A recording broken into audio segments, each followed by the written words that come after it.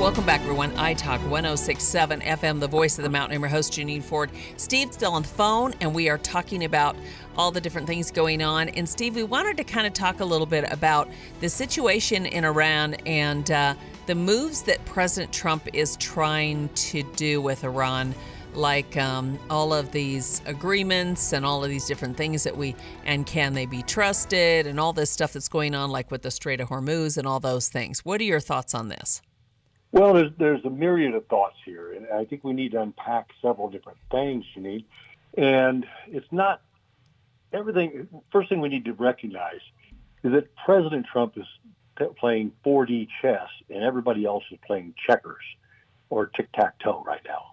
And he is moving in such a way that he is changing the world economic setup to assist the United States in many, many ways.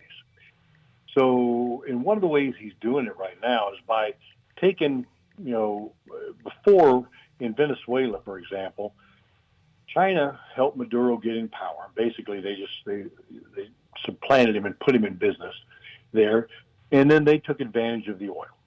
So they would buy the oil from Venezuela, and they would trade commodities such as weapons and everything else to them for their oil. Same thing they were doing with Iran. They would trade Iran weapons and goods so that they could then get the oil from them. Now, why is that important? It's important because it goes back to what President Obama did back somewhere around 2013 and 14. He began to disassemble the United States' essential, our lock on the ability to have our currency used as the world's reserve currency. And in a nutshell, what that means is that it's so much easier for all the countries in the world when you have one stable platform that you're going to trade all your goods and commodities with other countries on. So if Uganda wants to buy goods from England, then rather than decide, the Ugandan currency is worth this much and England is worth this much, and it's a floating deal, everybody just uses dollars. And we've done this since the 60s when the United States became the world's reserve currency, because ours is the most stable and has been, even though we see it fluctuating somewhat. Compared to the rest of the world, it's very, very stable. And so what other countries would do, they would buy our bonds, they would buy our other assets or financial products from the United States Treasury, which gave us income. And in return, it gave them a solid form of currency that they could then trade to buy goods. And so what President Trump has done by taking these two players off of the field, taking Iran and taking Venezuela off, he's more or less forcing now China to go back to using dollars to be able to trade with everybody. And they had hoped to begin back starting in like 2014. China had hoped to become the world's reserve currency because, like I say, what it does is people have to buy your financial instruments in order to trade around the world. But the yen or I can't remember the name of their currency right now, so pardon me. But their currency is just not stable enough. It never has been. It probably for the foreseeable future will never be. So other countries are not going to buy China's currency in order to trade with other countries. So we're trying to force this issue where people stop using this fantastical bartering system between nations where, Tanzania decides they want to buy whatever it is, cars from Korea. They have to work out this elaborate schedule of how to pay for this stuff on using both countries' currencies. And what it really does, it destabilizes the entire financial network around the globe. And it's pretty easy to see. Just imagine everybody in your neighborhood trying to use different currency to go down and buy things at the grocery store. Yeah. That would be a really good analogy. And that'd be the same thing. So, one guy takes, gold bars in there. Another guy brings some paper money that he scribbled in his bedroom. It's really difficult to make that happen. So having a reserve currency is huge. And that's one of the outcomes that we're getting by going after China through their proxies in Venezuela and Iran.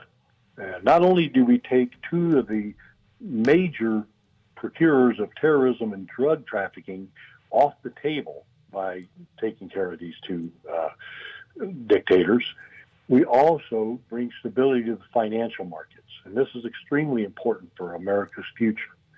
So there's so much at play here. Yeah. The Strait of Hormuz is always been and always probably will be a bone of contention. And it's difficult. There's a lot of validity to, we've always tried to use the 12-mile rule in the world as far as who controls what waterways. And the Straits of Hormuz are clearly within 12 miles of Iran's border, but they're also 12 miles of the UAE's border and Bahrain's border. So it's hard to say who really owns it. But at the end of the day, they can make the claim that they have in the past. Iran has been militarily strong enough to enforce their rules and demand that everybody kowtow to them when using the Straits of Hormuz. Right. Well, President Trump and Pete Hegseth and the Department of War have pretty much said, no, Ayatollah, your days are done. Not only did we kill about 7 of them, but we actually have taken the ability for them to project power into that section away from them. Yeah. We had a couple incidences within this week where they tried to use drones to attack transporting ships through the Hormuz, through the Straits. Iran tried to target those, and we blew those drones out of the air, Right. which gave our partners who are trying to conduct business through this, it gave them a lot of confidence that the United States can, in fact, protect them. Now, as that confidence grows, Iran grows weaker in the world's eyes. And they become more and more of a tyrant in everybody's eyes, and people stop looking at Trump as the tyrant because their economy booms, and they go back to using Saudi and Kuwaiti oil on a regular basis only because President Trump has exerted all this effort. Yeah. So there's a lot more to it. And the Strait of Hormuz, it's just so hard. You just can't take that island, right? Well, you can. And there's a bunch of things to unpack in that alone.